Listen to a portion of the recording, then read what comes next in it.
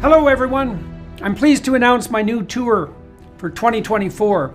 Beginning in early February and running through June, Tammy and I and an assortment of special guests are going to visit 51 cities in the US. You can find out more information about this on my website, jordanbpeterson.com, as well as accessing all relevant ticketing information. I'm going to use the tour to walk through some of the ideas I've been working on in my forthcoming book, out November 2024, We Who Wrestle with God. I'm looking forward to this. I'm thrilled to be able to do it again, and I'll be pleased to see all of you again soon. Bye-bye. I mean, if you look at the predictors of going to college, one of them is having two parents at home. That's one of the strongest predictors of going on to obtain a bachelor's degree. The other piece is, when I think back to the guys I grew up with, and two of them went to prison. I had one friend who was shot. College may not have been the right path for those guys. College isn't the right path for everyone. But I do think that if they had been in an environment where there was more family stability, good role models, they wouldn't have been shot to death.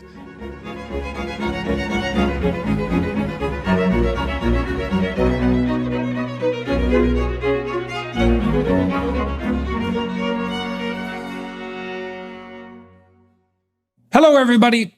I'm talking today to Dr. Rob Henderson, who's a novelist and a public intellectual, a psychologist, and author of the recent book, Troubled, a memoir of foster care, family, and social class, which was released in February. And we really talk about not so much his book exactly, although also that, but Rob's experience growing up in the foster care system in the United States, in California, and his transformation, sequential transformations of personality and status as he moved from the foster care system, very fragmented and chaotic childhood upbringing, into the military, and then to Yale and to Cambridge. And so quite an upward arc on the academic and intellectual side. And we review his book, the autobiography that's laid out in this book, talking about his early experiences and concentrating as well on his developing ideas of family fragmentation and the manner in which that fragmentation has been aided and abetted by the same elites, essentially, that Rob studied with at Yale and perhaps to a lesser degree at Cambridge. And so he's the originator of the notion of luxury beliefs, right? The idea that the elite classes who are yammering constantly about privilege have as one of the privileges they're unwilling to discuss, the privilege of adopting ideas that are very, very harmful to dispossessed people, especially those who are economically dispossessed. They have these ideas of unstable family structure, for example, that when implemented in the real world are absolutely catastrophic. And so we talk about that too. And so join us for that. So I just reread your book, Troubled, a memoir of foster care, family, and social class last week. And I found some topics that I'd really like to zero in on. But the first thing I'd like to know is when exactly was your book published and how is it doing? It was published February 20th. So as of this conversation just a few days ago, I think it's doing well. It seems to be well received. A lot of my Substack subscribers are leaving positive feedback on Goodreads and on Amazon, and it's been reviewed in various outlets. And so far, I've been really pleased with how things have developed. I hit some strange obstacles on the way. Initially, my publisher and I thought we'd do some kind of a mini book tour, maybe visit some bookstores, do some book signings, and that ended up not going through, which was really disappointing for me. But fortunately, others have stepped into the breach, and we've been able to do some events outside of the bookstore promo circuit. But so far, I've been very pleased. Okay, so that was one of the things I wanted to ask you about, because I saw some allusion to that probably on X. So why have you been unable to arrange a standard book tour in book shops? I mean, you'd assume that bookshops would want to sell books since that's what they do. Mm-hmm. And I ran into trouble with booksellers with my books because they certainly didn't promote them, and they often hid them, and that was particularly true in Canada. Mm. Now, what effect that had is hard to say. It might have had a positive effect, all things considered, because it was publicized. But still, to call it appalling is to say almost nothing. It's this kind of underground shadow banning that seems to be a characteristic of our age. Okay, so what exactly happened to you, and how do you explain it? Because you'd think that if your book would have been published in the 60s, it would have been something like a clarion call to the left, right? Because you grew up under restricted circumstances, to say the least, and it's a tale of you prevailing despite that. It isn't the sort of book that you would think would attract censorship attention. Like, you're not the guy to attract that attention fundamentally. So why don't you walk me through that? Tell me what you make of it. Yeah, it was a surprise to me. I didn't think that my book was particularly controversial, but perhaps my sense of these things, I don't know how much it can be trusted, because the line is always moving constantly as far as what's acceptable versus unacceptable, and the line around political correctness and so forth. But I think the message in my book was perhaps to some degree unfashionable. I write in the book about the importance of responsibility, taking control of your life. In the later chapters of the book, I discuss some of the phenomena around elite universities, the self-inflicted controversies at Yale and some of the other Ivy League schools. I describe luxury beliefs and point out some of the hypocrisy of the elites. And I think a lot of people who run bookstores maybe didn't like that message very much. It's not a very trendy message to describe, because I don't attribute a lot of the difficulties that my friends and I experienced growing up to systemic forces or to other fashionable sources, and so So as a it's your result of that, diagnosis of the problem. my diagnosis of the problem. Well, I focus a lot on family and the deterioration of family, and that is that's not a topic that a lot of educated elites want to talk about. So that's one possibility for what was happening with the bookstores and why I got frozen out. The other is the associations that I have, some of the endorsements. So the back of the book, I have endorsements from people like Nicholas Christakis, and people like J.D. Vance. And there's a blurb from you as well, Dr. Peterson. Oh, that'll do it. Well, a friend of mine actually showed me. He was at a bookstore recently, and he showed me that there's a sticker. There's the book, and then they have the sticker of the book, the bookstore price with their logo.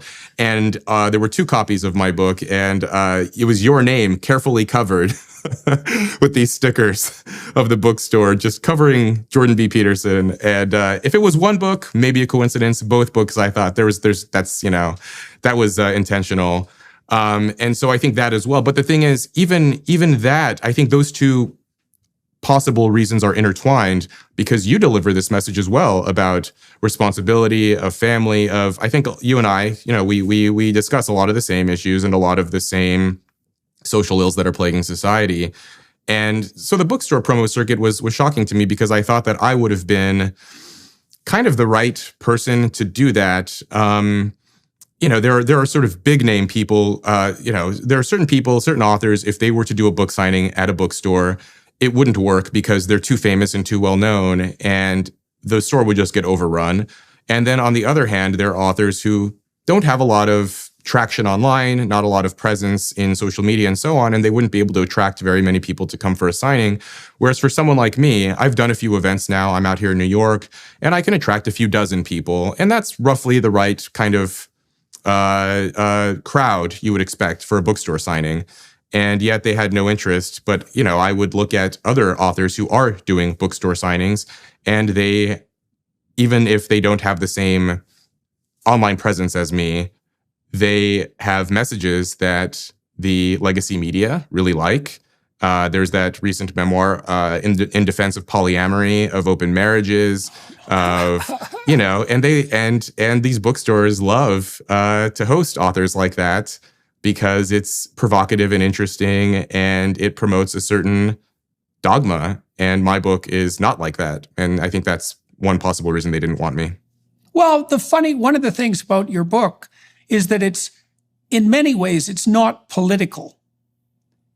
No, I mean, my sense of your book was that you detailed out the consequence of having your family life fragmented, and the consequences you observed in the kids that you associated with of having their family lives fragmented, right? And you weren't, most of what you said by doing so was implicit rather than explicit, right? You grounded the arguments in your lived experience, so to speak. I mean, that's not all you do because, well, you also make reference to the relevant research literature.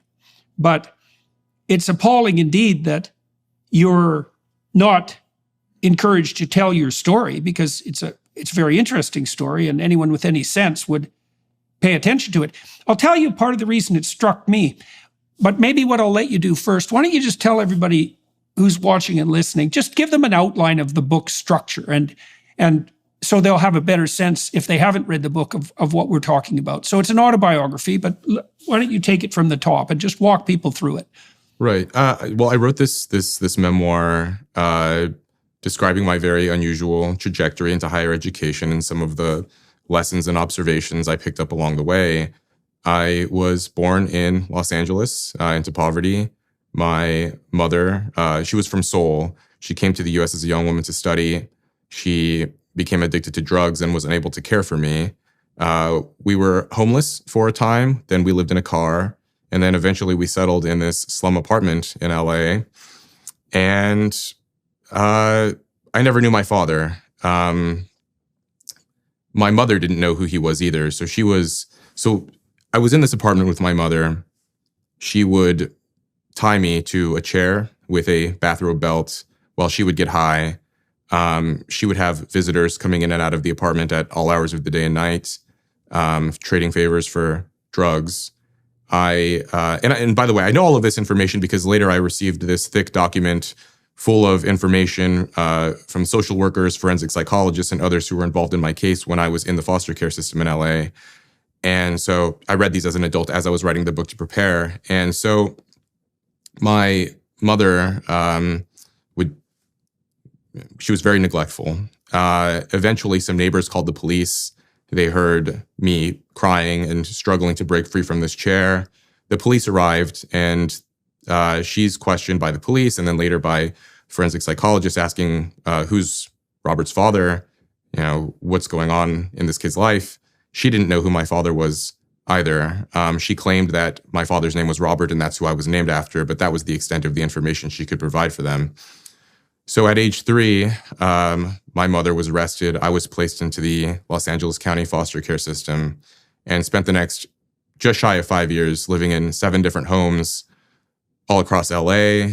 And how old were you when that happened, when you were taken away from her? I was 3 years old. I was 3. 3, yeah, okay, yeah. And then you spent the next 7 years in a combination of homes. In a variety of different homes. Later, I did get some information about my birth father. So I actually took a 23andMe genetic ancestry test last year. Went my whole life not knowing this, but I'm half Hispanic on my father's side. And I made this joke. I posted this on X that I wish I had known this when I was applying to colleges. But a friend of mine, I showed him the results, and he was like, "Okay, so you were sort of Asian mixed race." He was like, "You went to bed white adjacent, and you woke up as an underrepresented minority." But I didn't know this. And so spent, I lived in El Monte, in San Gabriel Valley. These are kind of rundown areas in Los Angeles. Some of these foster homes had upwards of 8 to 10 kids living in them. LA is one of the most overburdened. I mean, the foster system in the US in general is extremely stressed as a system, but LA, it's especially bad. So I remember some of these homes, we'd have 4 kids to a room. It was two bunk beds, 2 kids on the top bunk, 2 kids on the bottom.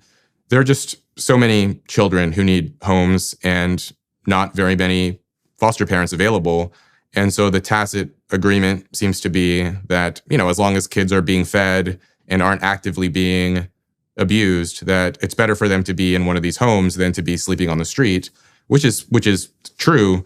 But the system is extremely disorderly, and it's just impossible to supply care for that many kids for a limited number of adults. And so I document these experiences in these homes. It was difficult for me for a lot of reasons, but one reason was the level of uncertainty and instability, because not only would I not know how long I would be in any particular home, but sometimes I'd enter a foster home and I'd befriend some of the other kids there, and then they would be taken. Maybe someone from their family of origin would re-enter the picture, and so the kid would return to their aunt or mother or family member, or they'd go to another home. And so, it was just a lot of, I don't know where I'm going to be. I don't know where these kids around me, how much longer they're going to be around. And then eventually, after 7 different homes in this cycle, I was adopted by this working class family, and we settled in this kind of dusty town in Northern California called Red Bluff, which is located in one of the poorest counties in the state. And this was the late 90s. And at the time, I wasn't aware of this. I was just, I was a little kid. But in hindsight, having read a lot about class and family formation and what's occurring across the country, I got this front row seat to witness firsthand the kind of family breakdown that scholars like Robert Putnam and Charles Murray and others have been documenting over the last few decades. And so my adoptive parents divorced, and there was a lot of chaos and financial catastrophe and drama, not just in my life with this adoptive family, but the lives of my close friends and those around me in this blue-collar town. And I describe some of my friends' experiences and their outcomes as well in the book. And then you close the book. So you end up in a family that's actually reasonably stable for some period of time, although it had its instabilities as well, its confused instabilities. But you go from there to the military. And you actually, this is another reason maybe why your book is contentious, because you actually have pretty positive things to say about your military experience, all things considered. I think you ran into its limitations for you after it had disciplined you to some degree. But you certainly do point out that for you, especially at that time in your life, the predictability and relative severity of discipline, predictable severity of discipline was actually very good for you. And you found mentors and a pathway in the military that put you on a solid track. Yeah, and that's right. That got you funneled to higher education. Might as well fill that part in too. Well, yeah, that's right. The enlisting in the first place was not the most well thought through decision. By the time I was 17, going through all of these experiences, I just knew that the path I was on was not the right path. I saw, by this point, I was sort of self-aware and reflective enough that I saw where my life was headed, where the lives of my friends were going. I had 2 jobs in high school. I worked as a dishwasher at an Italian restaurant, and then I was a bag boy at a grocery store. And I had some older male coworkers in their early, mid-20s, and I would interact with them and hang out with them. And, on the one hand, I was 17, and I kind of thought these guys were cool because they'd buy beer and weed for my friends and I, and, they were just older, cool guys who had access to things that my friends and I couldn't access. But even at that time, I did think it was strange that some, 25-year-old guy would want to hang out with a bunch of high schoolers and drink beer with us. And I thought to myself, is this what I want to be when I'm 25? And, that kind of carefree life, living weekend to weekend, is fun when you're 17 or 18. But when you're 25, it just seemed a little pathetic. And so I barely graduated high school. I had a C- average, 2.2 GPA. I didn't know what my options were I knew my options as far as university were concerned were basically non-existent, but one of my male high school teachers pulled me aside one day, and he initially during the school year, he would sort of prod me and berate me and say, why aren't you doing your homework? What's going on at home? And I would blow him off, or I would backtalk. And then eventually, I think he kind of gave up that route and just started talking to me and asking me, we talk about sports, or we talk about whatever television. We just talk about whatever was interesting to me. And one day he showed me a picture of himself in an Air Force uniform on his computer. He pulled up this photo and he basically said, this might be an option for you. He said, I can tell that you're not academically focused at the moment, but I can tell you're a smart kid and this might be a good option for you. And so that was one of the things that planted the idea in my mind. There were others as well. I lived with my friend and his brother my senior year of high school, and their father had also been in the Air Force, and he tossed that idea out to me. And so there were these kind of male figures in my life, not quite role models, but just older male figures that I trusted. And at that time, I probably wasn't aware of this, but I was longing for that kind of guidance from some older male mentor or figure, just someone who could give me some advice on what I should be doing with my life. I didn't have a father. I had no male presence at home. And so the military became this option. I enlisted as soon as I graduated high school. I was still 17 years old. I had to have my adoptive mother sign what essentially was a permission slip because I was still legally underage. I was the youngest guy in my military unit in basic training. And, in hindsight, that was probably the best decision I ever made because it completely removed me from all of the bad influences of where I was growing up and all of the sort of, all of the freedom that my friends and I had. In the book, I write about this experience. So a friend of mine had been sentenced to prison. And when he got out, I met him. We met at a bar, had some beers, and I was talking to him. And we kind of came to this same conclusion around the benefits of limitations and constraints, where we both talked about, I was telling him about my experiences in the military and basic training and all this stuff. And he was telling me about the routine and the mundane, everyday, structured life of prison. And we both came to this conclusion that we both hated it at first, but then after a time, we grew to appreciate it for what it did for us, for providing these boundaries. And my friend, it was funny. He actually said, now that he was out, he actually sometimes missed it. He missed having that predictability and that routine and that structure. And neither one of us had this when we were growing up. And so the military did sort of contain my impulses and give me some structure and channeled some of my aggressive and impulsive energy toward productive ends. In the book, I write about the young male syndrome and how the military finds ways to direct that towards something that is beneficial. Well, the standard hypothesis for hard-headed criminologists with regards to incarceration is pretty blunt and pretty straightforward. Of course, about the age crime curve. So I think criminality among men peaks at 19, and then it precipitously drops off after 26.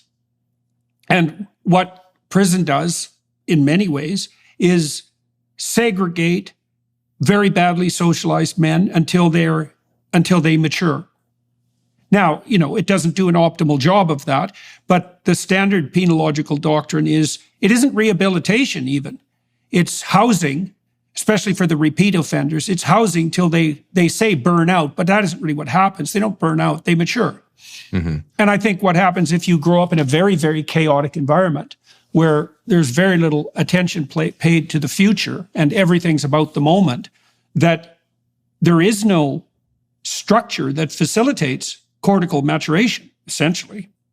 Yeah. You can imagine that all those underlying competing motivational drives, sex, power, aggression, the standard Freudian panoply, they have to be brought together under the rubric of some organizing structure. And that's essentially patriarchal. It's essentially masculine. And I don't think there's any difference. Freud talked about inhibition of aggression and inhibition of sexuality, but that's not a smart way of thinking about it. That was a major error on Freud's part because it's not inhibition, it's integration and it's maturation. And the cortex is an inhibitory organ, but it's an integrating organ more than anything else. And part of the reason that you were crying out, I would say, in the book for guidance is because you were looking for a story that represented a mode of being that is in fact the pathway to maturity. So here's a definition of maturity. I'll try this out on you and you can tell me what you think about it. So the more immature you are, the more you're dominated by motivational and emotional drives. and they have a very short-term time horizon. The time horizon is basically now. So if you're anxious, you want to stop being anxious now. If you're in an incentive reward state, excited and enthusiastic, you want gratification now. And now means what's pleasurable in the moment. What maturation means is what works for you in the widest variety of situations over the longest possible span of time. But it also means something else. It means what's good for you and everyone around you in multiple situations for the longest period of time. Now, you need a certain amount of stability in your environment for an attitude like that to even pay off. But I don't think there's any difference between that expansion of time frame and the integration of lower order drives and emotions and maturation. I think those are all the same thing. And if you're in a chaotic environment, see, the other thing too, and this is something that's relevant about your memoirs, my sense has always been that a child that's neurologically intact needs one good model. That's enough. And like, you can derive it various ways. You derived it partly from reading, but then you put it together piecemeal from the fragments of people you met as well, right? Zero role models is a catastrophe. And part of the problem with fragmented families is that zero role models is frequently the case. Yeah. And so there's just nothing for a young person to grab onto. The other thing that struck me there's many things that struck about your book. Another one of the things that struck me too is that, and I learned this a while back, is that schools are absolutely appalling beyond comprehension at helping young children plan. I built a program online called Future Authoring that helps people plan. And if you give that program to young men before they go to college, this is especially true for ones that don't have a very good academic background. If they sit down and write a plan for 90 minutes, unsupervised, with no feedback on the plan, they're 50% less likely to drop out. Wow. Yeah, no kidding. No kidding. 50%. Like, it's insane. And what that points to is the fact that no one ever sat them down and said, okay, kid, where do you want to be? You could be somewhere in 5 years. That's the first thing to announce. Like, you could take control of your life and you could be somewhere in 5 years. If you could be there, where would it be? Now, I noticed in your book, when people did point that out to you, that was like a life raft for you. And you make that point clear with the story about seeing the older guy that you talked about in uniform. Like, it's something, isn't it? It's some vision of at least a possible future. Right. Yeah. Yeah. And it was, I didn't have a lot of stable guidance. Like you said, it was fragmentary. It was through books, through pop culture, through some of the people around me. But yeah, I mean, on the point around schools, I remember so in the book, I think it's quite clear that I'd always had some academic inclination. I was probably more oriented towards academics than my friends, but my academic performance was responsive to how stable my home life was. When there was stability at home and predictability and adults providing some oversight, my grades improved and I started to become more focused on homework and tests. But then inevitably there were so many reversals and upheavals, and my grades responded to that as well. And by the time I reached high school, my grades were in the toilet. So I did pretty well in middle school, and I got placed into these advanced courses in high school, and I was placed into chemistry, which was one of the advanced science courses. And once, this is kind of where my head was at when I was, 14 or 15 years old, was the class was difficult, and I didn't want to put in the effort. And I had no adults around me saying, you need to do this, you need to put in the effort. And, so impulsive 15-year-old kid, I went to my guidance counselor and said, oh, I want to be put into the lower level science course. And he gave me this, this spiel about how, it's going to throw off your academic trajectory, but, here's this paper. If you can have someone sign it, that's fine. And so I forged my mom's signature and went into the lower level science course. And that was the extent of it. And, when you're a kid without much in the way of guidance or mentorship or role models, it's very easy to make unwise decisions like that. And I did that repeatedly. Well, the issue in that situation is quite clear. Why wouldn't you take the easy route out? Yeah. I mean, it's like psychologists always have things backwards, always. They ask stupid questions like, why do people take drugs? That's a stupid question.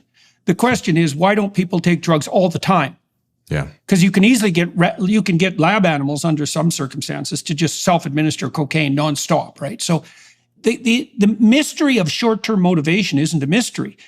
The mystery is, well, under what conditions might a young man be motivated to do something difficult, like take a chemistry course, for example? And the answer to that, so this is a question I have for you too, because you could read your autobiography and your ups and downs academically two ways.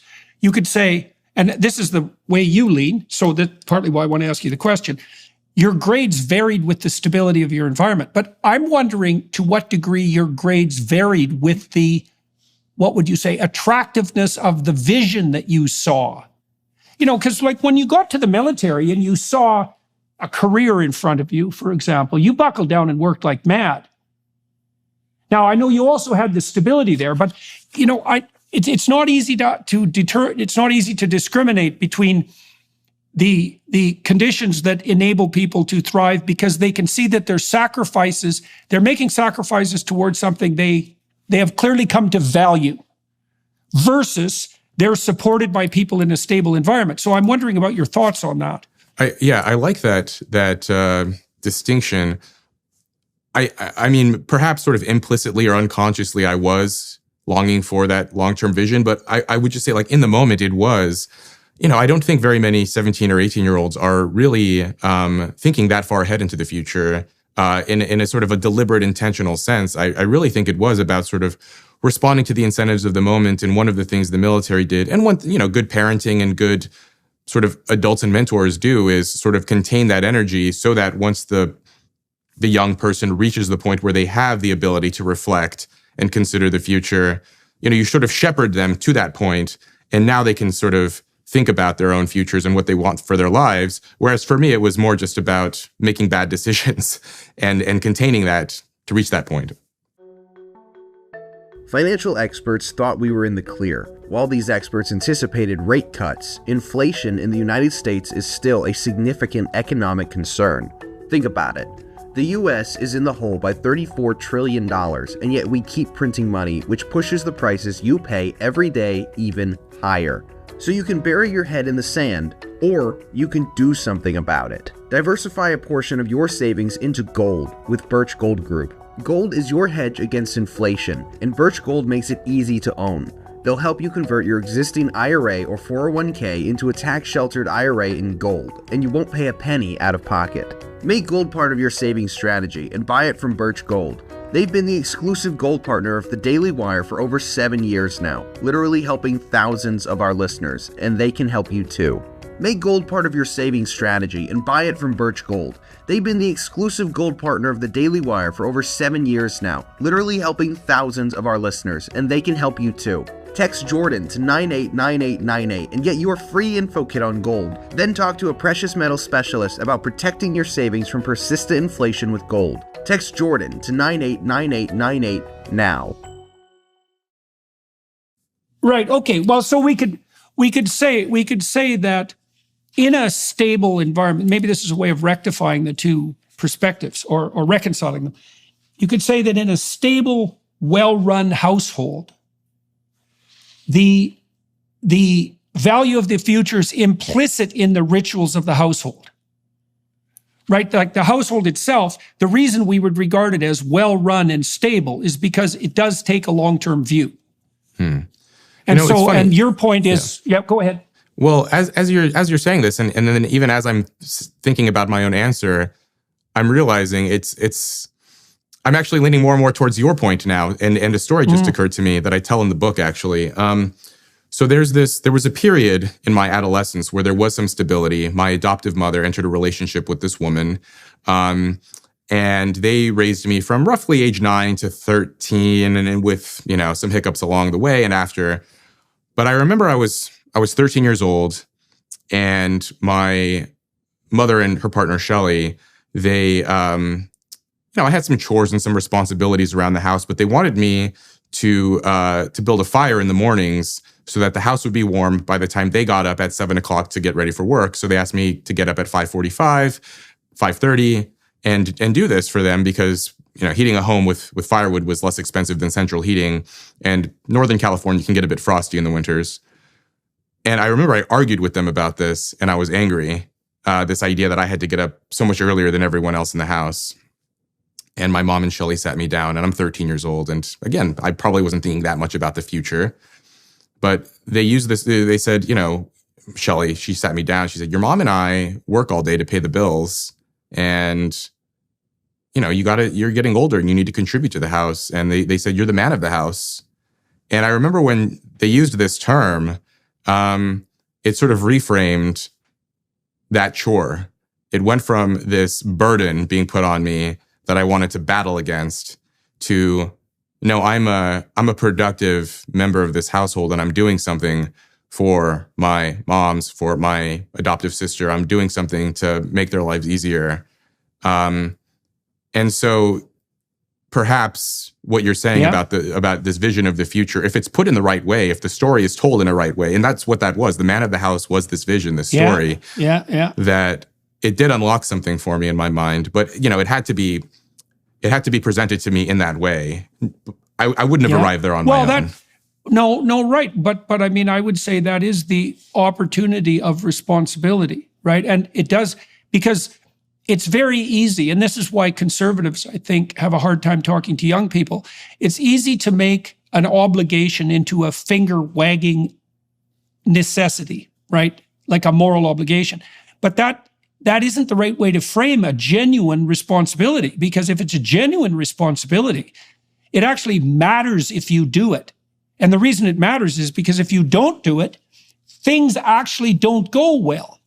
Like there's a value to your sacrifice. That's a good way of thinking about it. And they did strike the right chord with you. And I remember that part of your book because what they indicated to you was that was a way of signaling your mature worth, not of signaling it. I don't want to use that language, of expanding yourself up into that role. And so how long did you light the fire, and how did you feel about doing that?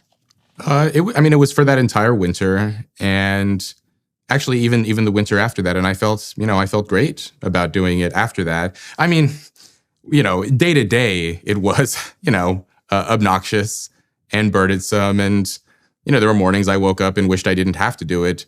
But when I would see, my mom and Shelley and everyone in the house wake up after me, and, the house was warm and I could see that, and people were comfortable. And, when I woke up, it was freezing. And then when they woke up, it was warm. And I would go to school in the mornings with that knowledge. And I felt good about myself for doing that.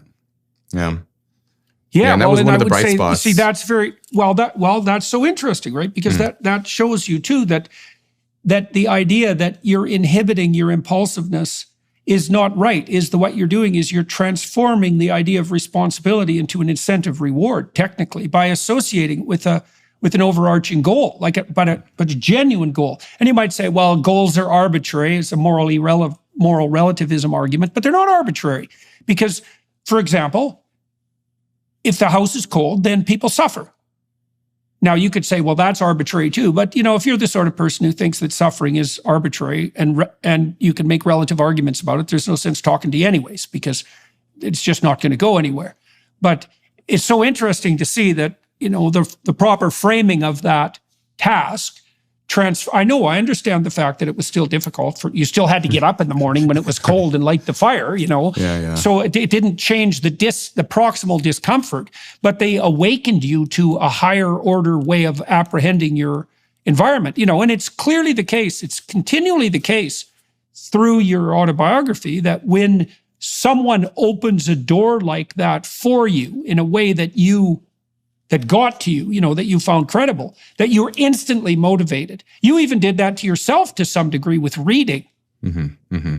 So why don't you walk through that too? Because, that was the first account I had read of someone who learned to read well at an old enough age so they remember the realization. So, what happens to lots of kids, and this is so appalling because there's no excuse for it whatsoever. So reading is burdensome until you can read for meaning, right? So if you're sounding out words, or even if you're sounding out phrases, or even if you're still trying to figure out sentences, because you haven't automatized the perceptions, then it's effortful. But as soon as you cross that threshold, and now you're reading for meaning, it's instantly, insanely rewarding. And so what you need to teach kids how to read is massed practice at automatization, right? So they need to see B's, P's, Q's, and D's 10,000 times so that they build a neural circuit that just recognizes letters, recognizes 2-letter combinations, 3-letter combinations, common words, then common phrases. That's about when you get to be an expert reader. But you can remember actually working through that yourself. So why don't you tell the story about learning to read, why you decided to do that, and then also what reading did for you. Right. Yeah, I didn't learn to read until I was 7. And, most people have memories of age 7, and that was an important memory for me. So I was changing schools every 3 to 6 months, changing homes, and no one read to me. And so I had to teach myself. I remember it being I remember just being embarrassed initially. By that point, 2nd grade, teachers would start to call on kids to read aloud in class. And, I would make a joke or say I didn't bring the right book, or I would find ways to get out of it. But I remember at one point, my teacher said, she asked me what I wanted to be when I grew up. And I think I said I wanted to be a scientist. And this was because I'd caught some bit of Bill Nye the Science Guy on TV back in the 90s at this time. And, she said, if you want to be a scientist, you have to learn to read. And I said, Bill Nye never reads. And, she said, well, he doesn't read on TV, but, every scientist has to learn to read. And so okay, so if I want to be a scientist, I have to read. It sounds like, and then by that point, I started to piece together that really, if you wanted to be anything, you have to read. And so the teacher let me borrow some kindergarten level books. I took them home and slowly worked my way through it. And, I knew the alphabet and I knew how to sound out each letter.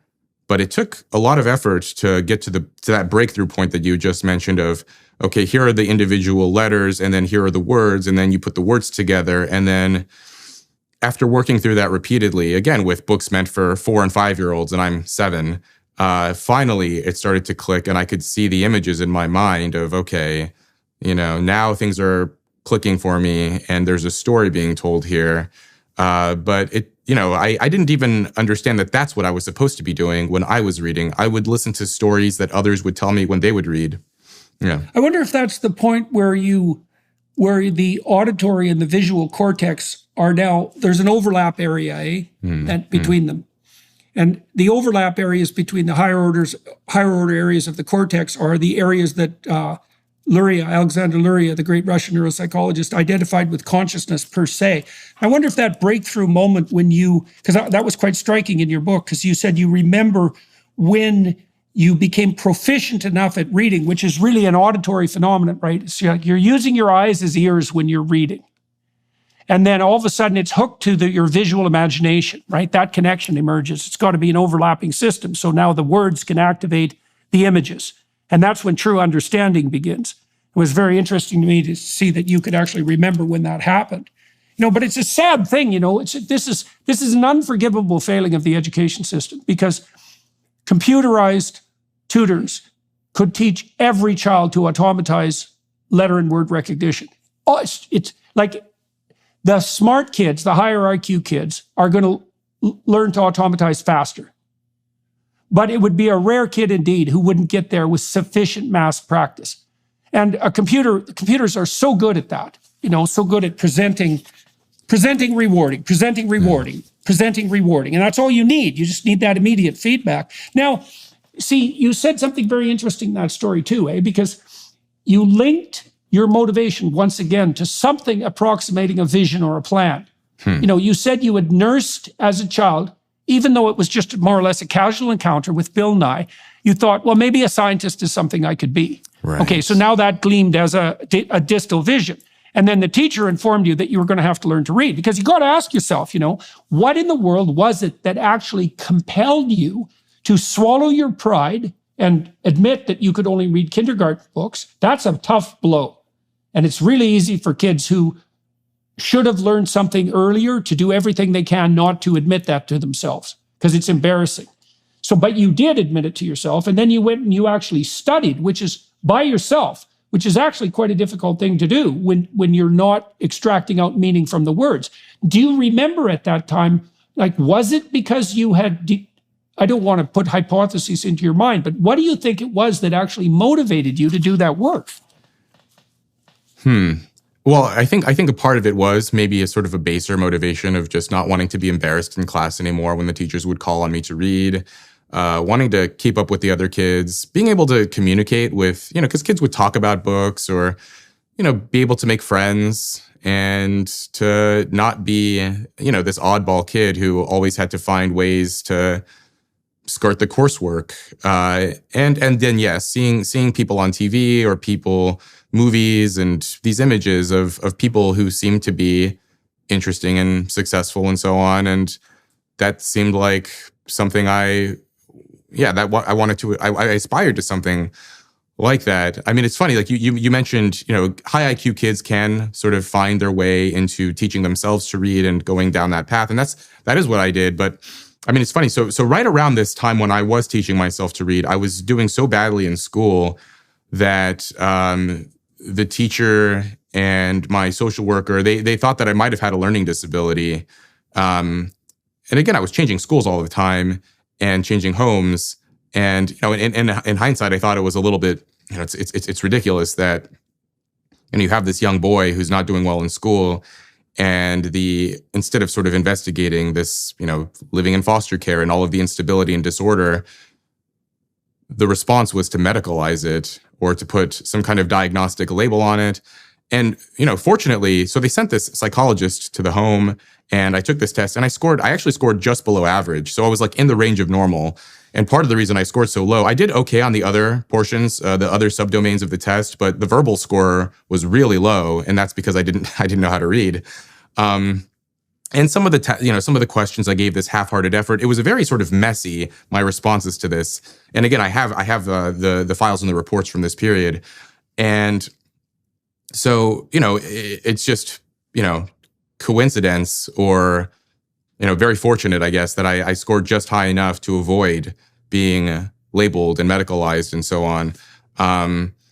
But one of the points I try to make in the book as well, the question around IQ and nature and nurture and so on is that having curiosity and academic aptitude is necessary but not sufficient to do well in school. And so I had the sort of raw ingredients, but that's just one portion of it. You also need it to be channeled. You need all of the other things you and I have been discussing. And I didn't have any of that. And so it wasn't until I was in an environment where, in order for my habits to have been stable and predictable, I needed to be in an environment that was stable and predictable. And once I reached that environment, then those good qualities started to shine through. They shined through on occasion when I was in school, but it wasn't the same. And so, yeah, the reading portion was important. Once I learned to read, that became a source of comfort, and it was soothing for me. Once I started to go to school libraries, check out books, I started to read biographies and memoirs, and this was a way for me to, I was sort of drawn to people who also had undergone and risen above difficult circumstances. And I didn't know at that time, I wasn't consciously aware that I was seeking out these stories for some specific reason. But in hindsight, I think I was looking for some kind of inspiration or a source of guidance. Yeah. Yeah. Well, definitely. And unsurprisingly, I mean, that's what stories are for fundamentally. Yeah. And it's not surprising at all that you would gravitate to the ones that bore most specifically on your circumstances. It's also interesting too, that this is part of that interplay between environmental instability and planning. There isn't a lot of point in planning if your plans are always going astray for reasons that you can't control, right? And it is also something that can undermine your faith in planning itself. And one of the things the military did for you clearly was set up a circumstance where the rules of the game were very clear, right? If you did the work, you were going to get the reward. And that actually worked, right? And so you say in your book, for example, that there was at one point, you were promoted much earlier, much more quickly in the training regime than was typical, right? So you could also see a direct payoff there. It shouldn't say direct. It worked on both ends, Jordan. It was the reward was immediate. You perform these tasks in Excel, you'll be rewarded. And then on the other side of that, if you commit these transgressions, if you violate these guidelines, you'll immediately and swiftly be punished. I think both of those things were important. Right. You're sort of definitely. almost trapped. The military is like this, I don't know, like a giant Skinner box or something of like, do this, positive reinforcement, negative, it's all there. And so even something as simple as failing a drug test. So they have these random drug tests. You never know when it's going to occur. If you fail a drug test, you can be court-martialed and go to military prison. Whereas in the outside world, for my friends, for example, who didn't follow that same path, I mean, you can do a lot of drugs. You can have a lot of promiscuous sex. You can commit a lot of crimes and drink and drive. You can do all of these things. And that can carry on for years before finally the consequences arise from that. Whereas the military had this system in place that, if you drink and drive once and you're caught, that's, then it's prison. If you do this, it's the penalties are very explicit, clear, and swift. And so it works on both ends, punishment and reward. And I think both of those pieces in place were important for me. I mean, it's funny. I did do well on the military exams and the promotion, and I was always promoted ahead of schedule. And it's strange because even in those moments, my good and bad qualities kind of shined through. I was promoted early and I earned those promotions. But, as I was writing the book and describing my experiences, it may not have been ideal for me to have achieved promotion so early, because in the military, at least in the Air Force at this time, once you reach a certain rank, they allow you to move off base and get a house or a place outside in the civilian world. You still go to the base for work when you're on duty, but then you go home to your residence. And so I got promoted very quickly. And when I was 19, I got a house with some friends off base. And we turned this into like this giant kind of party house.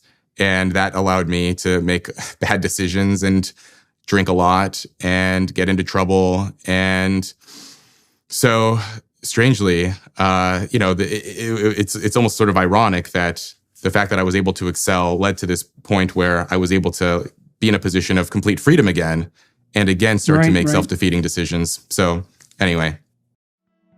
We are in the midst of Lent, the 40 days leading up to Easter. Many Christians are choosing to give up alcohol, social media, and other distractions to focus more on prayer, fasting, and giving. Hallow's annual Pray 40 Challenge is one of their most popular. Last year, over 1 million people joined. This year's Pray 40 Challenge focuses on surrender and includes meditations on the powerful book, He Leadeth Me. This is a story about a priest who became a prisoner and slave in the Soviet Union during the Cold War. His story is one of ultimate surrender, and we are called to surrender our worries, anxieties, problems, and lives to God. There will also be Lent music, Lent-specific Bible stories, and other Lenten prayers like the 7 Last Words of Christ with Jim Caviezel. Hallow is truly transformative and will help you connect with your faith on a deeper level. So what are you waiting for? Join Hallow's Prayer 40 Challenge today. Download the Hallow app at hallow.com/Jordan and you'll get an exclusive 3-month free trial of all 10,000 plus prayers and meditations. That's hallow.com/Jordan. Right. Well, one of the things, okay, so let's talk about the chaos a bit more. Because when I was reading your book, there's certain overlap in our experience. Because I came from a little town, way the hell out in the middle of nowhere, and it was only about 50 years old, and it was a working class community. And most of my friends never went to college or university. A few did, but not many. But there were some important differences between my time of upbringing and yours. Okay, so almost all my parents' friends had intact families. So my mom and dad had, let's say, 5 sets of close family friends. And this was also true for my relatives, by the way, my mom and dad's siblings. So my aunts and my uncles. Virtually no divorce. It was also true for my friends. Now, my relationship with my father was much better than the relationship most of my friends had with their fathers. That was often a consequence of alcoholism. Not always, but often.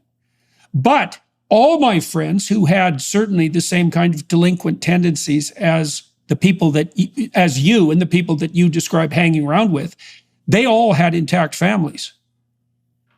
Right. So the thing that really struck me about reading your biography was the additional cataclysmic consequences of continually fragmented primary relationships. Yeah. Well, that is an interesting point. I mean, I remember listening to you sort of describe your early life in other platforms and podcasts and mediums, and thinking about how sort of working class communities have changed over time. So I cite some statistics from Charles Murray's book, Coming Apart, where, one of the most striking ones from that book is that in 1960, 95% of children born in the US, regardless of social class, socioeconomic status, were raised by both of their birth parents. And by 2005, for the upper class, for people with college-educated parents with white-collar jobs, it dropped from 95% in 1960 to 85% in 2005. So a slight dip, but it's still the norm. 2-parent intact families are the norm in kind of upper and upper middle class areas. Whereas for the working class, it dropped from 95% in 1960 to 30% in 2005. These are non-college educated, blue-collar, working class. And that when I read that statistic, it perfectly reflected my own experiences. Now, post-college, the friends that I have made since, leaving the military and obtaining degrees and so on, all of them without fail have been raised in intact families. And then I think back to Red Bluff and my time there, and I had 5 close friends growing up. I write about some of their experiences in the book. And of the 6 of us, none of us were raised by both of our birth parents. There was me, sort of raised in foster homes in varying states of disorder.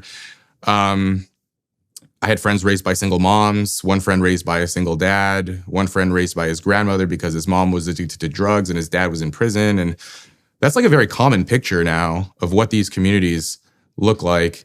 I remember seeing an interview with you, Jordan. I don't remember which it was, but you described how family deterioration has sort of hit people based on sort of their level of marginalization and vulnerability and predilections and so forth, and how it sort of hit sort of poor Black families first, and then poor white families, working class families. And now what I was seeing in Red Bluff by the late 90s, even kind of lower middle class families were also kind of deteriorating more and more, sort of creeping more and more upward. But there's still that sort of rarefied upper segment of society, the top quintile, say, the top 20%, that they are almost completely shielded from this and have no exposure to what's happening in the rest of society.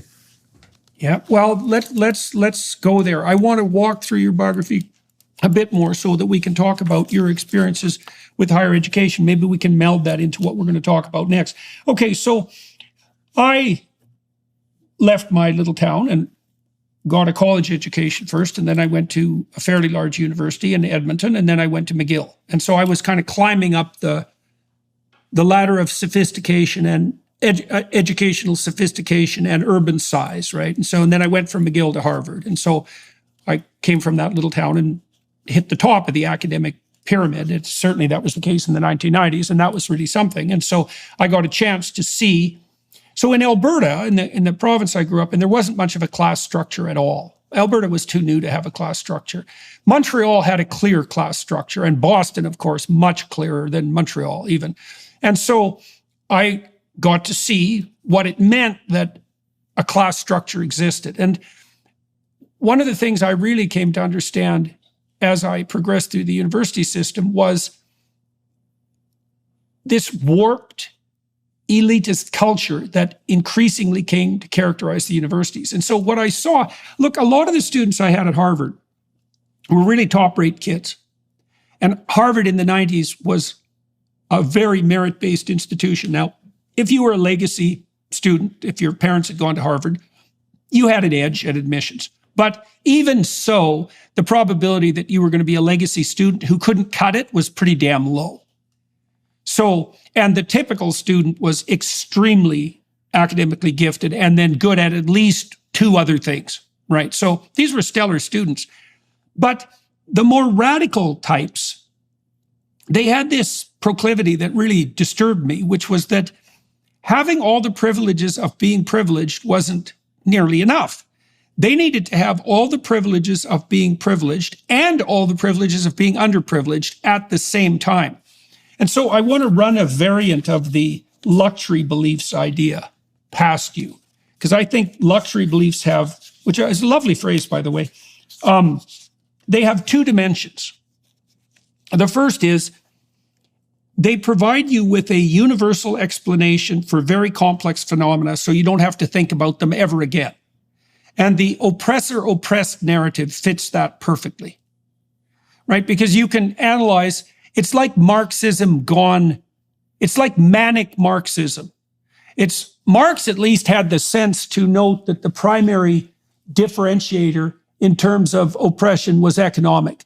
And you can make a reasonable case that to those who have more accrues, and you can also make a case that once you have, it's easy to engage in regulatory capture to make the playing field unfair so you can sustain your advantage. Okay, and so if you're going to throw the Marxists their bone, that would be the bone to throw them. Well, Marxism fell out of favor in the 1970s, even among intellectuals, although they were very annoyed about it. And then it morphed into this meta-Marxism where every single possible comparison between people became an oppressor-oppressed comparison.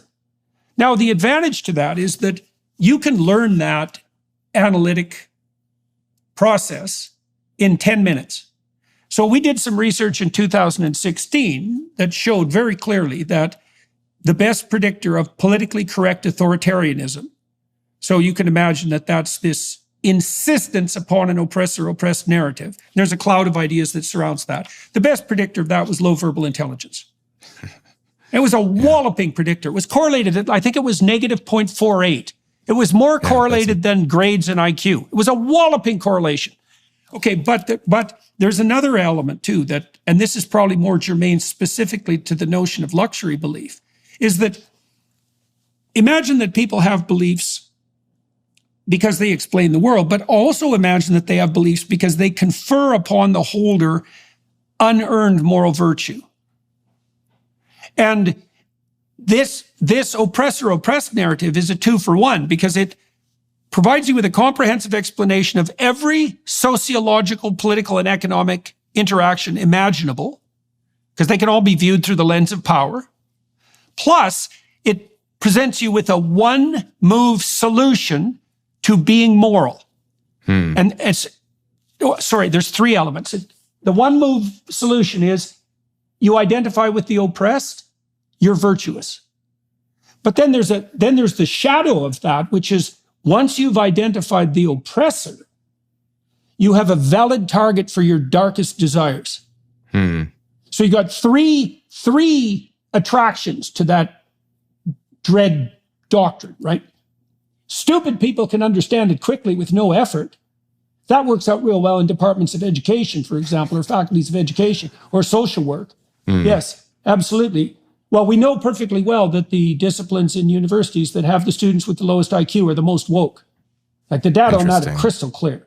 Yeah. So they're crystal clear, right? So it's very attractive if you're not very bright, and that's also attractive to your teachers if they're also not very bright. And I'm talking about you, faculties of education, professors. And then you are morally virtuous because you're standing for the oppressed or for the oppressed, or you can even claim oppression for yourself, at least by proxy. And so there you get to have the advantage of being in the oppressor class, which you clearly are if you're in elite university, But because you're an ally, you don't have to, right, exactly, you don't have to pay any attention to that. Plus, now you have a target for your, this is where I think the anti-Semitism is really instantly understandable, right? Because there's nothing more fun than being anti-Semitic with a moral twist. But if you read the history of anti-Semitism, it's always been that way. Yeah. That's not new. That's not new. You identify the Jews as oppressors, and then you're moral for persecuting them. And that's perfect, right? If you're resentful and bitter and you need a target for your bile and spite, that oppressor-oppressed narrative, it just gives you all of that at once. And that seems to me, so you have worked a lot at fleshing out this idea of luxury beliefs and and I believe coined the term and popularized it, which is, quite an achievement, because it's hard to hit a phrase so accurately that it becomes it becomes a known phrase. It becomes part of the culture. You have to have a kind of poetic accuracy to do that. So tell me what you think about that conceptualization of luxury belief, and if there's anything that, in your estimation, it lacks. Well, so I coined this term luxury beliefs, defined as ideas and opinions that confer status on the elite while inflicting costs on the lower classes. And no, I think that all of those sort of ideas that you laid out there fall under that framework. A core feature of a luxury belief, too, is that the believer is sheltered from the consequences of his or her belief. And so, as you're describing this, the oppressor oppressed, you don't have to think too deeply. I'm reminded of a quote from the cognitive scientist Pascal Boyer. He has this line, "Theory is information for free." And it's kind of this tongue-in-cheek line that once you have the theory, you don't have to learn anything, because you just enter this new environment and you learn a few facts, but you have this theory available to you to just sort of twist everything into this system. It's a compression and you immediately algorithm. know. Yeah. It's a compression algorithm. Yeah, definitely. Often a biased compression algorithm. Mm-hmm. Yeah, and right? it allows you to bypass the difficult algorithm. work of learning. Yeah. Well, and then if you're removed from the consequences, which you are if you're protected by your wealth, then you also are never in a situation where your idiot theories can be disproven. Yeah. Yes. And then by the time your ideas are implemented into policy or into culture, you move on to the next thing, and you can just sort of outrun the consequences of your own beliefs. It doesn't always work that way, but often it does. And then the oppressor oppressed, the ability to claim the mantle of virtue. I mean, I saw that so often. I see it still at elite universities, that these inhabitants, these graduates, students and graduates of elite universities, it's not enough for them to be members of the sort of socioeconomic 1%, but they also want to be seen as good people. And I think they wrestle with some of this guilt, I think, for being so privileged and so fortunate. And so they attempt to compensate by, exploiting. I mean, I saw this a lot at Yale. They're exploiting whatever commonality they have with historically mistreated groups. And some of it, honestly, seemed strategic and duplicitous because, these are very competitive institutions, and every edge helps. And so if you can claim to be non-binary, or you can claim to be a member of this or that or the other group, then you can get an edge in a prestigious internship or into the law school of your choice or whatever student organization. Did you know a baby's heart begins to beat at just 3 weeks? At 5 weeks, that heartbeat can be heard on ultrasound, and this can sometimes be their only defense in the womb. That's where Preborn steps in. Preborn rescues 200 babies every day from abortion simply by providing mothers with an ultrasound. After hearing her child's heartbeat and seeing its perfectly formed body in the womb, she's twice as likely to choose life. By 6 weeks, the baby's eyes are forming. By 10 weeks, a baby is able to suck his or her thumb. Preborn needs our help to save these precious lives. For just $28, you could be the difference between the life or death of a child. And if you become a monthly sponsor, you'll receive stories and ultrasound pictures of the lives you helped save. All gifts are tax deductible and 100% of your donation goes towards saving babies. To donate, dial pound 250 and say the keyword baby. That's pound 250 baby. Or go to preborn.com/Jordan. That's preborn.com/Jordan. Well, you can also see how that can produce. So a lot of psychopathology is positive feedback loop gone mad, right? And so you can see a positive feedback loop there because the ideology tilts in the direction of privileging marginalization. Well, then all you have to do is claim marginalization to become privileged. Well, then the thing is just like, you're just done, especially as you pointed out, when the really competitive types, and there's nothing, I mean, one of the real advantages to the US elite, let's say, is their insanely driven competitiveness. But look the hell out if that's taken a bent turn, because now it's going to be, well, it's so interesting too, because as you point out, it's competition for marginalization without bearing any of the costs of marginalization. Right, so that's a pretty good deal, and there are probably more nefarious things going under the surface too, like reproduction, interference with reproduction of other people is a mating strategy. It's a reproductive strategy, and so God only knows how deep that goes. Just very. So I did read this study. His name escapes me, but he's a professor, I believe, at the Columbia Business School, and it's really interesting. So he did this study of students at elite universities and their willingness to disclose marginalized identities. And what he found was that for the identity categories that the elite care a lot about, that they claim are beleaguered and disadvantaged and oppressed and so on, sexuality, ethnicity, orientation, those things, that students at elite universities are not concealing those identities, that typically in public settings they are willing to discuss these aspects of their identity. There was only one marginalized identity that students were very reluctant to discuss publicly at elite universities in those settings.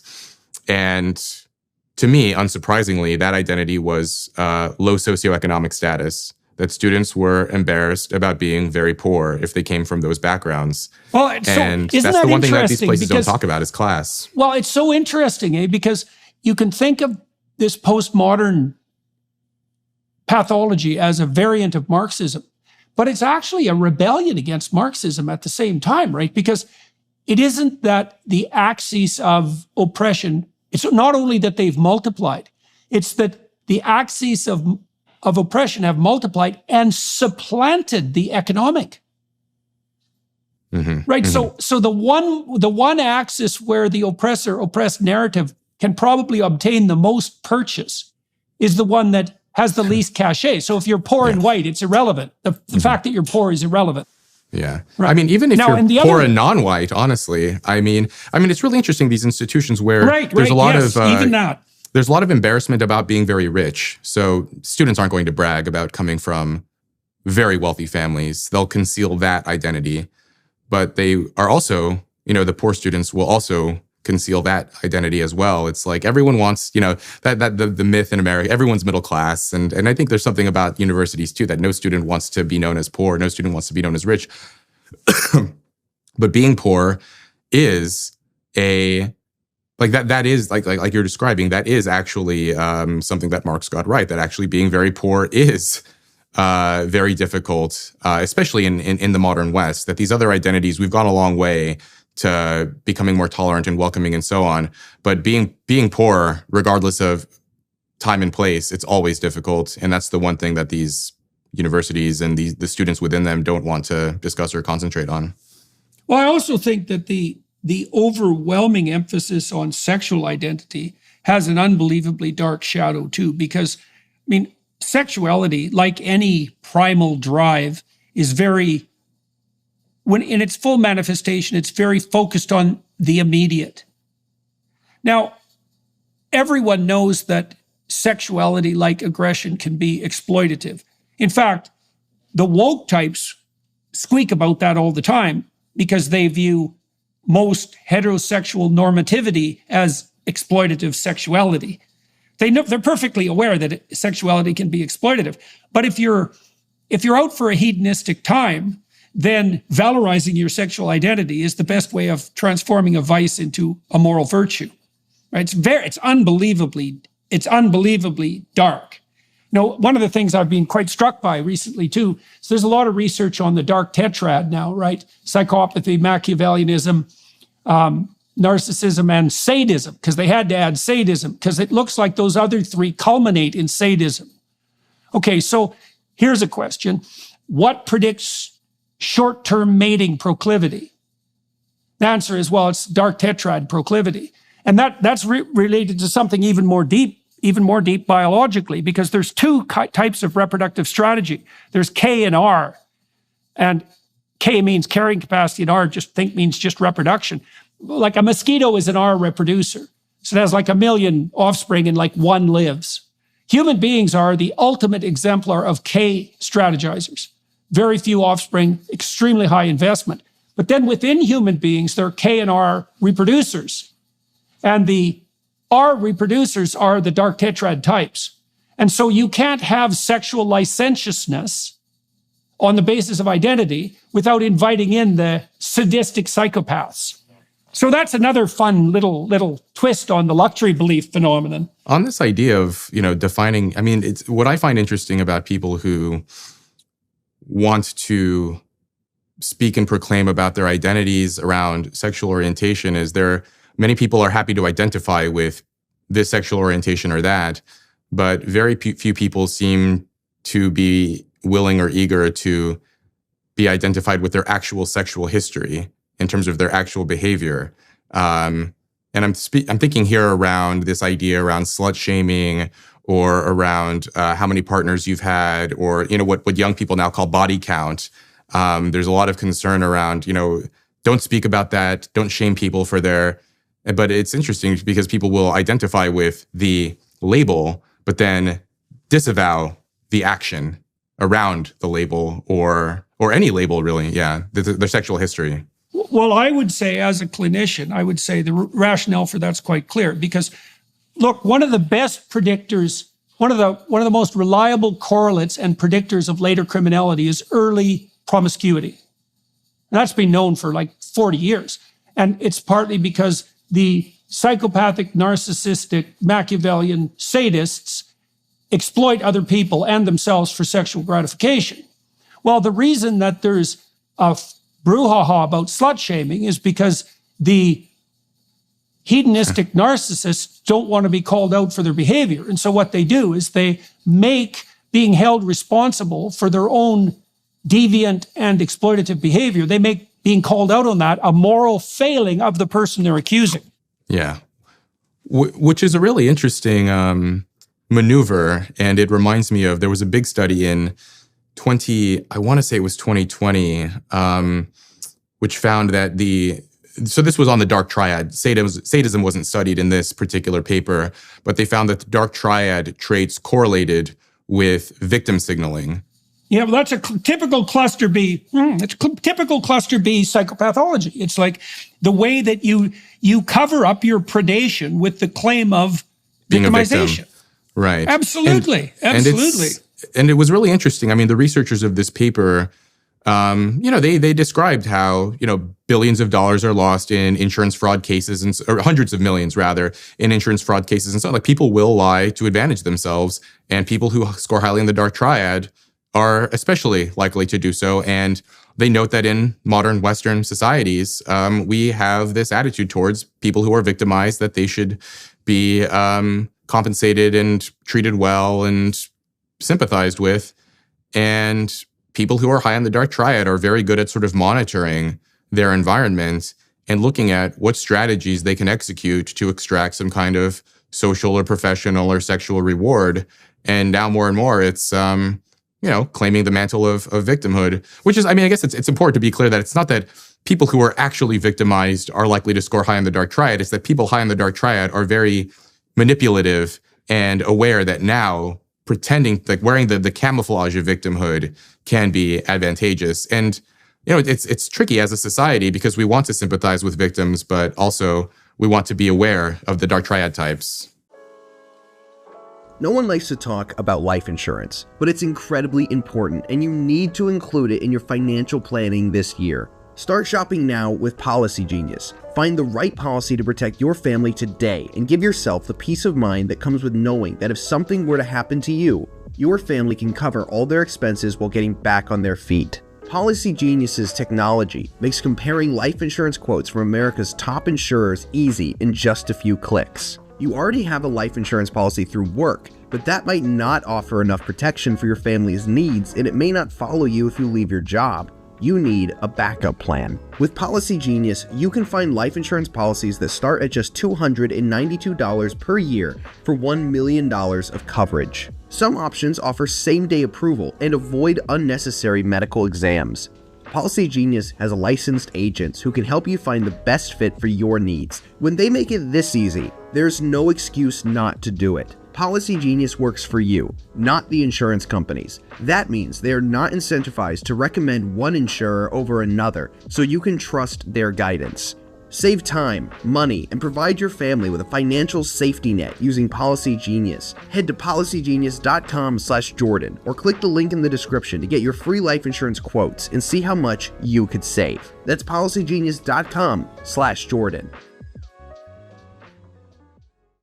Okay, so that's been well modeled by the game theorists. So if you have a group of cooperators, so let's say they're agreeable and they are sympathetic to the, I don't want to say victimized, I want to say to the hurt and the sick, the hurt, and the infantile, right? The agreeable cooperators will attend to the sick, the elderly, and the infantile, right? Then you could think they're the ones who are genuinely in need. They're also the ones for whom provision of help is advantageous. So now imagine you have a group of those people together and they're all cooperating. They do just fine. But if you throw one psychopath into the equation, he takes everything. Right, and so this has been modeled out very well, is that the pathology of agreeableness is that it's indefinitely open to subversion. Right, and so that's why you need, and of course the psychopathic types, the narcissists, they know this perfectly well, especially the cluster B types, because they're absolutely willing to proclaim victim status as loudly as it can possibly be proclaimed on any dimension whatsoever to gain an advantage, to gain the upper hand practically. But see, the moral upper hand, I think the right way to think about this is that there isn't anything more valuable than reputation. Right? Because there's no difference between reputation. There's no difference between reputation and wealth, fundamentally. I mean, even monetary wealth is a form of abstracted reputation. So, it's just being tokenized, essentially, like money's tokenization of reputation. Well, the problem is reputation can be gamed. And we know, too, that young women are much more likely to fall for the dark tetrad types because they mimic reputation. Yeah. That's their confidence and competence and exactly. Yeah. They have the confidence of the competent without the competence. Yes. I mean, people value, especially more and more now. I mean, this is the discussion around cancel culture and mobbing and all of these things. I mean, people treat it like it's unserious, but people care deeply about how they're viewed in the eyes of others and social esteem. And I remember there was a study a few years ago that I read about. This came out in 2017. Roy Baumeister was an author on this paper. I don't recall everyone on here, but they basically found that they looked at the World Value Survey and pulled out certain items and found that right next to physical safety, reputation was the second priority for people. And they found, it was interesting, some of the studies that they did where they gave forced choice questions to participants in a separate study in this paper, where they asked people essentially, would you rather have a body part amputated or be known as a Nazi or be known as a pedophile? And most of the participants said they would rather lose an arm or a leg than be known as something so vile as, a pedophile or a Nazi. I mean, people care deeply about these things. And so dark triad types are aware of this. They know how to target people's reputations and form mobs. And I'm really interested, just all of the sort of the correlates of the dark tetrad, dark triad, these traits. One of them is age. You're probably aware of this, Dr. Peterson, that there's an inverse correlation between age and scores on the dark tetrad, such that younger adults score higher on these traits than older adults. Yeah. And yet we have this situation more and more in society and on college campuses and elsewhere where older adults are abdicating their responsibility and letting young adults who disproportionate number of them would actually qualify for clinical levels of psychopathy and narcissism. But generally speaking, they score higher than average on those scales anyway. And, just a large share of them are eager for power, for influence, for wealth, and they're willing to do whatever they can and take whatever maneuvers possible. Well, I think there's something also that's even more ominous going on, Rob, because so the typical psychopath, historically speaking, was a wanderer, right? An itinerant, and that's a trope from every bloody horror movie you can possibly imagine. The itinerant serial killer, for example. Well, why do you have to be itinerant? Well, it's because if you live in a closed community and you screw people over, then your reputation gets around like instantly, and people are unbelievably good at tracking cheating. Like there's some evidence we have an evolved module for remembering cheaters. Like it's a major deal. Cheater detection so you module. have to go exactly. You have to go find new victims. Mm-hmm. Okay, so you do that. You essentially do that by hiding. You camouflage yourself, right, as a new person. Okay, so now you might say, well, we've invented a whole new world. It's a virtual world. Well, I think virtualization enables the psychopaths because you can't do reputation tracking. Yeah. And God only knows how dangerous that is. It's happening online, of course. It's happening even in the real world. I know we touched on this in the last time you and I spoke on your show about dating apps, but one of the things that those things allow for, it's an online platform, but it allows people to meet in real life, is that now dark triad types, dark tetrad types are able to essentially have multiple partners in non-overlapping social circles. So in the past, if you wanted to sleep around, word would get out and you'd develop a reputation as a scoundrel or a philanderer or so on. Whereas now you can have multiple different partners who don't know one another, who aren't a member of your social circle. They are not members of one another's social circles. And none of them are aware of what's going on. And this allows psychopathic types to indulge their appetites with no penalties, no reputational penalties. Probably also generates it even worse, right? Because you could imagine the borderline cases. So, and those would even be young men to some degree because they're tilted more in the narcissistic and psychopathic direction. And that would also be a consequence of incomplete cortical maturation. Now, the problem with the what would you say, consequence-free dating is that there's no price to be paid for your philandering. And now, so then the question is, what do you become if you practice predatory sexuality? And the answer is, well, clearly you tilt yourself in the psychopathic direction because what you're doing technically is deriving immediate gratification with no reputational or practical responsibility. And the people who are advertising for hedonism, see, I just watched Cabaret. Have you watched the movie Cabaret? I haven't seen it. Okay. I would highly recommend it. It's about the Weimar Republic in Germany, and it's about a cabaret. It's about a young woman who's a cluster B type, who wants to be a movie actress, who's running down the hedonistic road at a cabaret. And she's quite promiscuous and deluded and clueless. And she has her little coterie of followers, and she performs at a cabaret. And like many cluster B people, especially the histrionic types, she's got a certain degree of artistic talent. And that goes along with that fluidity of identity, because artists are shape changers, obviously. And so, anyways, the movie tracks her descent along with people she more or less pulls along with her. But what's very interesting about it is that the director does a brilliant job of this, is that the Nazis are in the background constantly, right? So there's this immense tension between this hedonism, this unbridled, hedonistic, short-term lifestyle that's hypothetically free and enlightened, like the luxury belief types, and the Nazis who are waiting in the wing. And I've been trying to puzzle this out conceptually. So imagine that a large proportion of the population devolves towards impulsive sensuality. Okay, it's a responsibility-less mode of being. Okay, but as your book indicates, things fall apart because of that. Well, when things fall apart, there's an unconscious clamor for the tyrant, right? So you get this hedonism tyranny dynamic. Now you see the same thing in the movie Pinocchio.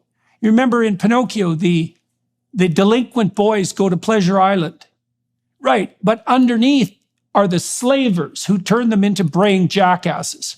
It's the same, and that movie was put out, by the way, just before the Second World War, right? So they had their finger on the pulse. But so there's this insistence in classic stories that hedonism and tyranny go hand in hand, right? It's bread and circuses to some degree in the Roman emperors, right?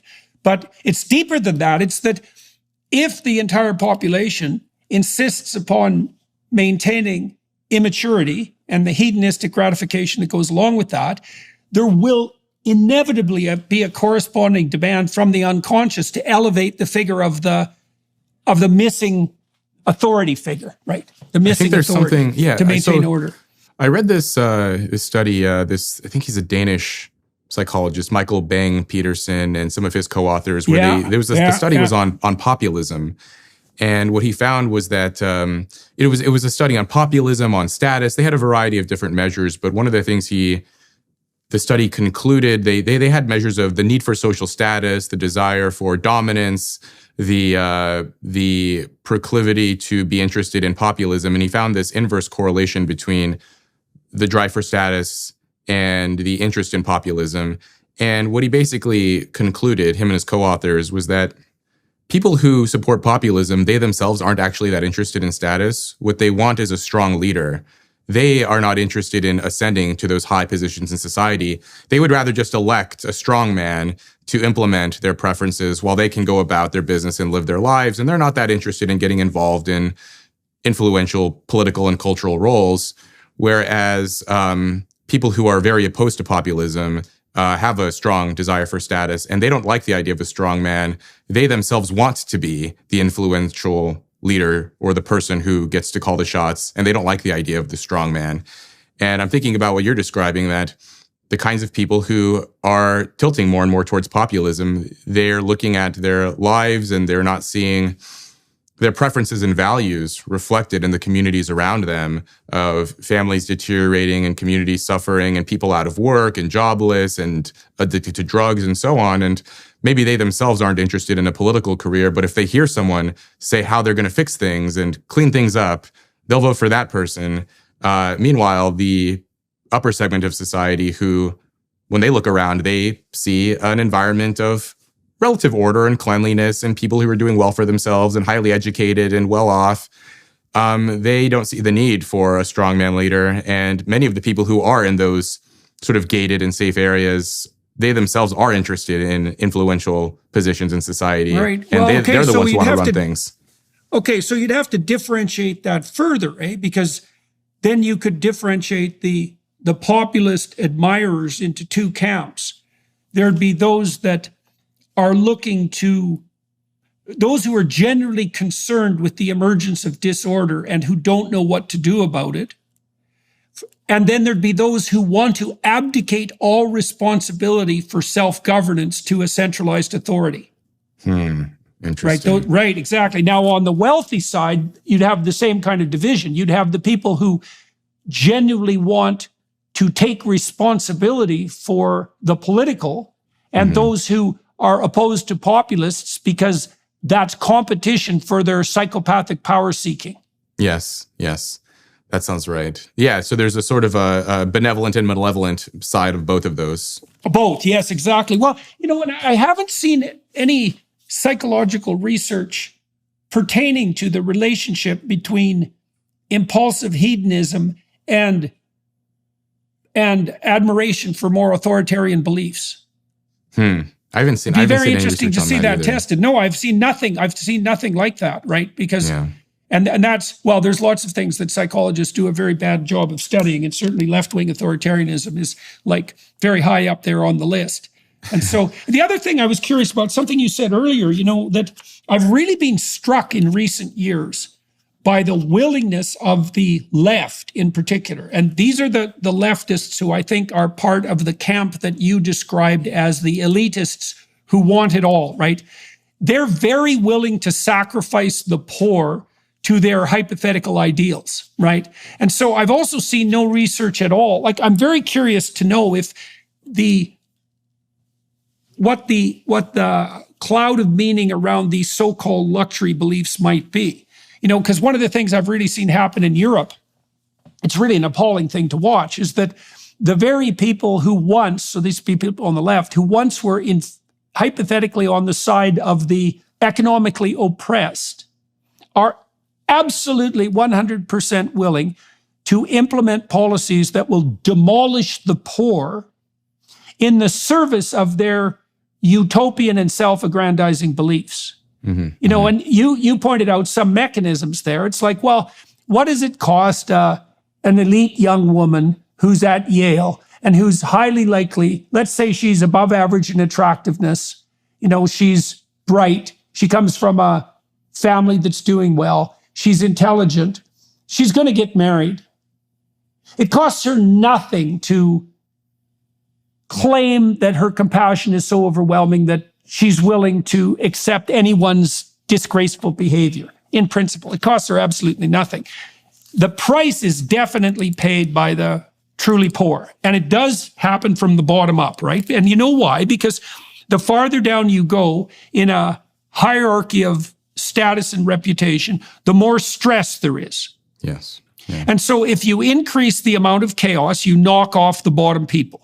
And that does account for that cascade that you described earlier, is that fatherlessness emerged first in the Black community and then spread very, very widely. And then exactly the same thing started to happen in the Hispanic community from the bottom of the economic hierarchy upward. Then it started to happen in the Caucasian population. But the end point appears, if you just map out the trends, the end point appears that there will be fewer and fewer people in stable relationships. I mean, it's happening at an incredibly, but the people that are in those relationships, they pay no price whatsoever for expanding their tolerance to include all forms of behavior that actually work to undermine that necessary stability. And they won't even admit that it's like they just call that's just called, well, that's your arbitrary moral judgment. All families are equal. And that's another place where you undoubtedly got in trouble with your book. So maybe we could close with this, because one of the things you do that's quite striking in your book is, and I think this is where we'll take the conversation for everyone watching and listening. I think this is where we'll continue the conversation on the Daily Wire side.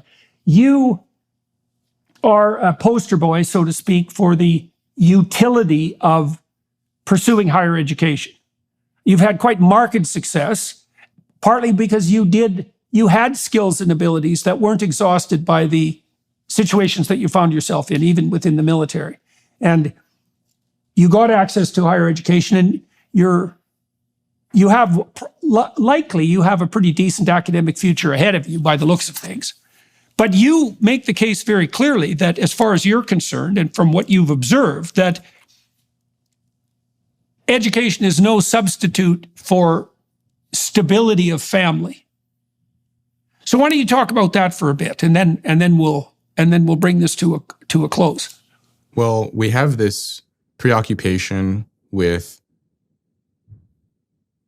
so there's this question of how to achieve more upward social mobility for kids in deprived and dysfunctional circumstances. And for the last few decades, we've been focusing on education and college as the end all and be all, that if we could just get more kids to get more degrees and earn higher incomes and join the middle class, that's the mark of a successful society. And I make the claim as someone who has done pretty well educationally, but had, the very tumultuous experiences with different families, that actually I think the family piece is more important than the education piece. And even if we wanted more kids to go to college and to obtain degrees, we would be more effective in achieving that goal if we looked at what happens before the age of 18 than what happens after. If we looked at what's happening in children's home lives and their family lives.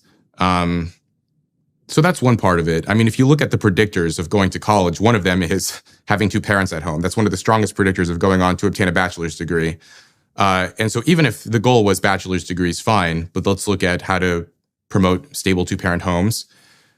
The other piece is, when I think back to the guys I grew up with and the community I lived in, and I had 5 close friends growing up. 2 of them went to prison. I had one friend who was shot. And college may not have been the right path for those guys. College isn't the right path for everyone. But I do think, so maybe regardless of environment, wherever you put these guys, I'm not entirely convinced that they would have gone on to achieve astounding educational success.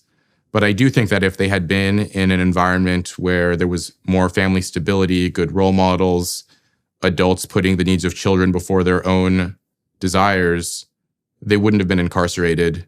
They wouldn't have they wouldn't have been shot to death. So we may not be able to do much to raise the ceiling for a lot of kids, but I think we could do more to raise the floor as far as how catastrophically down they could become versus we've been focusing on the other side of it, which is how much more can we lift them up? You're probably well aware. I've heard you. I know you're aware of the research on the limitations of increasing intelligence and academic ability and those kinds of things. There are hard limits to that. But I don't think we've done enough to look at the other side of, we can actually prevent young boys, especially from incarceration, from being locked up. One of the statistics I cite in the book is that only 3% of children in foster care graduate from college, whereas 60% of boys in foster care are later incarcerated. And I don't know if we can do we could probably do more to get more kids from those backgrounds into universities, but we should also be focusing on how to prevent those kids from living in such dysfunctional and deprived circumstances in the first place that lead them to jail and to prison. And ultimately, the book is a kind of implicit defense of family from an author who really didn't have one, and that we could be expanding our area of concern beyond just the educational. I'm grateful to have achieved the success that I have, and it's better than not having those things. But towards the end of the book, I do say that, when I think back to the good memories I had from my upbringing, I would trade all of it. I would trade all of the educational credentials and accolades and so on to have just had a more sort of stable, normal, conventional upbringing. Yep. And well, I think we'll delve into that a bit more. Yeah. Okay, well, thank you very much. And for all of you watching and listening, that Troubled is a very interesting book. And I think it gets the meta story right. We've wrestled with this issue, for example, at this Alliance for Responsible Citizenship that I've been building with some other people. And one of the more contentious streams of discussion we've had was with regard to family policy. And we settled on the agreement, hard fought, that the nuclear family is the minimal ideal that can sustain society. It might not be sufficient even. There's a lot of stress on nuclear families. It might not be enough, but once you fragment below nuclear family, you're playing with fire. You're playing with serious fire. And there's a dark side too to that. Another dark side to that luxury belief thing. It's like you might think that people want wealth for comfort and opportunity, but they also want wealth for comparative status. And it's very much advantageous for the psychopathic wealthy to ensure that the fragmented masses are so chaotic that they don't get to have what the rich have. right? Because a lot of status is having something that someone else doesn't have. It's not the same as wealth, right? Yeah. And so it's the real, sort of a the real relative. psychopath types, well, you know, there is literature showing a relationship between the dark tetrad. And so imagine this, you can imagine a situation where here's the deal, you can have your salary doubled, but your friends have their salaries tripled.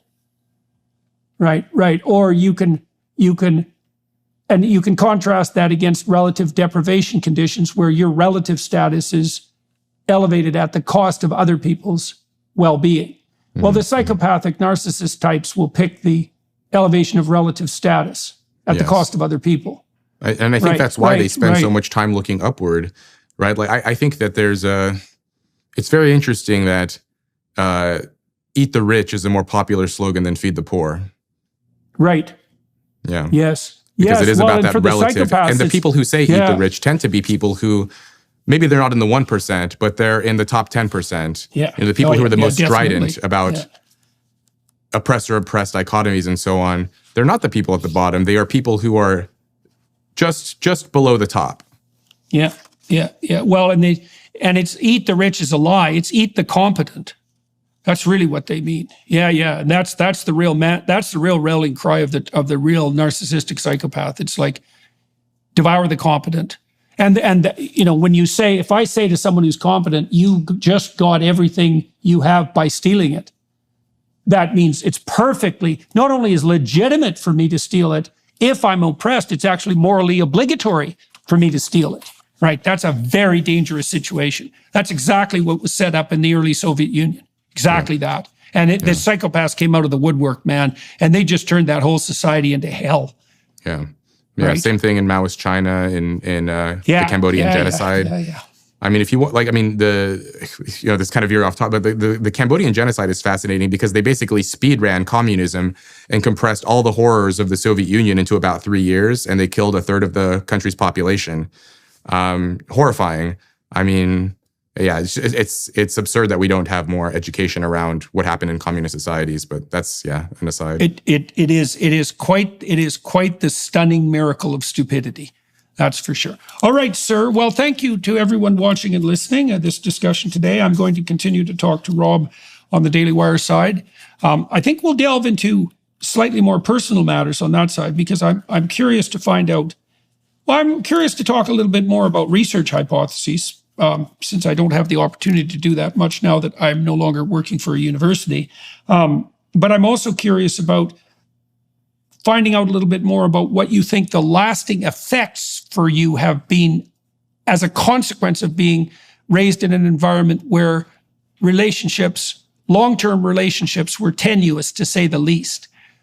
So that's what we're going to do on the Daily Wire side. So you guys are welcome to join us for that. And thank you very much, Rob. It's a pleasure talking to you. I'm glad to hear that despite the fact that you don't get to do a book tour, that at least not to bookstores, that your book is doing well. And I think it'll continue to do well. So, and hopefully this podcast will help to some degree for that. And everybody watching, listening, thank you very much for your time and attention, and to the Daily Wire Plus people for making this possible. That's also much appreciated. Good to talk to you. Thank you, Dr. Peterson. It's a pleasure.